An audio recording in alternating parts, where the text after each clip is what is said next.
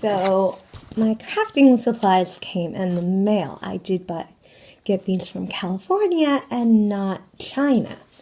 I expect this quality and not having like any foam in it or protection from China, but I expect more when I pay more and get it from America. Oh, look at it. It's like foam. It's not even wood, it's foam that just looks like wood, even though it's wood. Literally, popsicle sticks are better quality.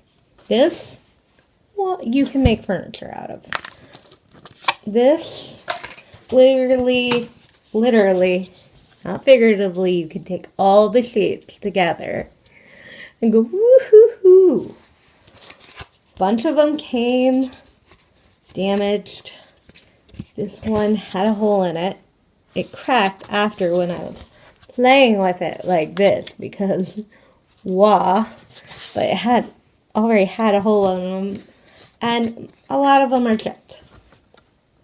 If you're working with very poor quality wood like this, you want to alternate the grain to make it less flexible and more like actual wood. Because you can take all 20 sheets and still go woo-hoo-hoo. But if you alternate the sheets, because they are the same size, you get a lot less give. Then I would glue these together, alternating them, but also still gotta be very careful because that's just from my nails. I could literally carve into this and write my name, Lula Belle, and still not hurt my nail. I could just carve this with my nail and not even use a knife or a pen. So I am gonna attempt to craft with this, but I don't have high hopes. I am going to glue together 6 sheets, 3 sets of 2 sheets, and I'm going to put these under heavy books because if you don't, they start to pull apart after you glue them together, and I believe that's because they are such porous, soft wood that they begin to absorb the moisture from the glue. Like even the glue makes them absorb the moisture because they're such poor quality. I am putting in higher quality popsicle sticks as the seams right here, and then I'm gonna put something heavy on it. I had a little too much glue on that. Then I'm gonna swipe that off, put a few books on here, and see what happens when they're actually glued together. I put here and here just so it was even. I'm going to flip it over. It is so not solid, not a solid door. So I cut out this from my favorite cereal, and I'm just gonna glue this on the back and then flip it over again and put some heavy stuff on it so it can get a little more stability. Literally what my Froggy stuff makes out of cardboard is more thick and sturdy than this. I'm just going to be gluing on the cardboard backing from the cereal box, and then I will put something heavy on it to keep it weighted down, and after that I will trim off the edges.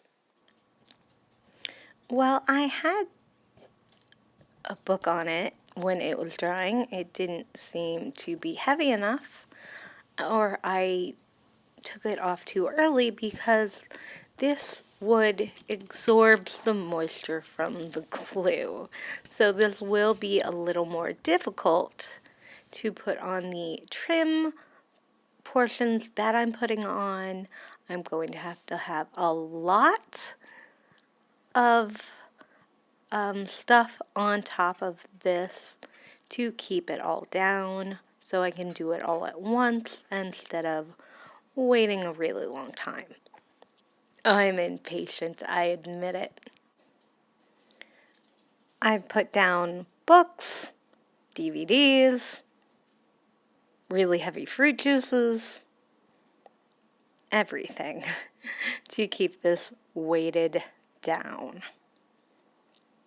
And here are the results. Taking everything off, these two sticks did not adhere at all. I glued down the two panels and put weights on them again, and now I'm going to be staining the wood.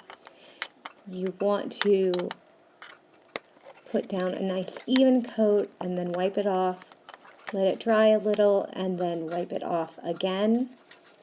It is coming out a little darker than it says on the can, and that is probably just the type of wood that this is.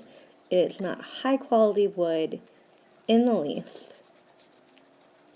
And patches are coming in where it doesn't appear that it's adhering at all, and I do believe that's because of some of the glue that I've had to use a lot of glue because I would have to re-glue the parts down again because they weren't working. So what I'm probably going to try to do is get one of my colored pencils and mark it so that it will, in those sections, it will have the markers on them or colored pencils to cover up how much glue ended up on this unit. If you see like particles off, that is not from the cloth I was using. That didn't have any fibers. It's from the wood. That is just the quality of this crappy wood. Here is the door. It is just about the right size for Ken. He's about a 1/4 inch smaller or a 1/2 inch smaller than the door. Perfect size for Barbie. I will give you a closer look. These are the parts where the glue made the stain not take. This was very cheap wood. I put a decorative button up here and I glued on my little tiny knob. And there is a key that goes to this, which I'm going to probably just hang on the door because this is going to go in the back of a room in a doll story. I may change this out because I did order some molds, silicone molds that are Barbie size where I could either hang pictures on the door or I could hang maybe a fleur-de-lis that I make out of either rubber or air dry clay. Probably air dry clay because I ordered a couple packs of air dry clay. So this is the door. I have ordered hinges for it in case I want to hang it on somewhere and have it actually open, but they are taking a long time to get here. I was thinking I could eventually, after my doll story is finished, make a video of redoing the slum house. Now, if you want to see more slum house videos, some of my older subscribers would know that I have a Barbie apartment that, not Life in the Dream House, it's Life in the Slum House because the house is falling apart. But I did find some pictures of the actual Barbie apartment online, so I know what it's supposed to look like and does not. So I could recreate some of the elements and do another repair video. This took like a week.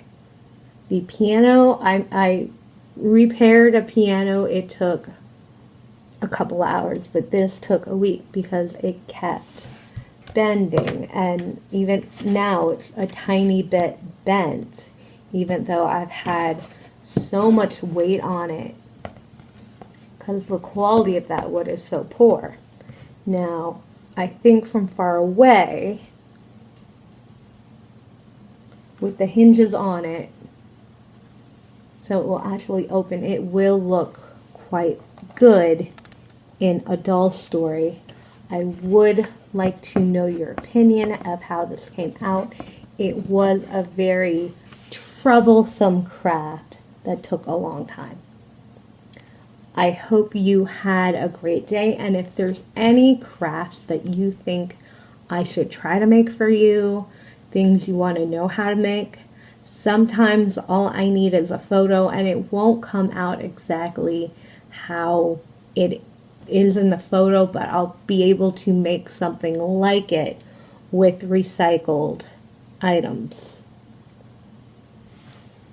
These are things I already had mostly, except for these, which I bought for this project actually, but the quality was not as good.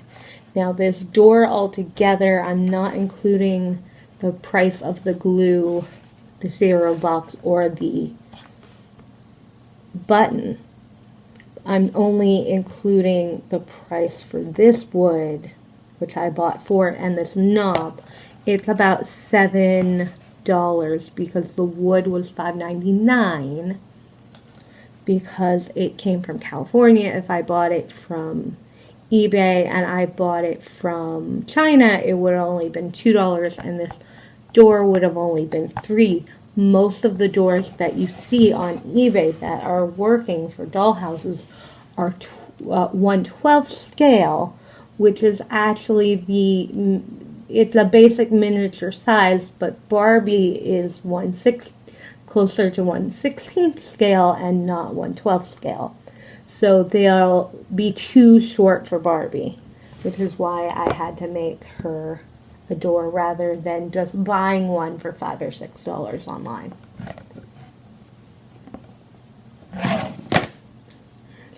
And that's what it does.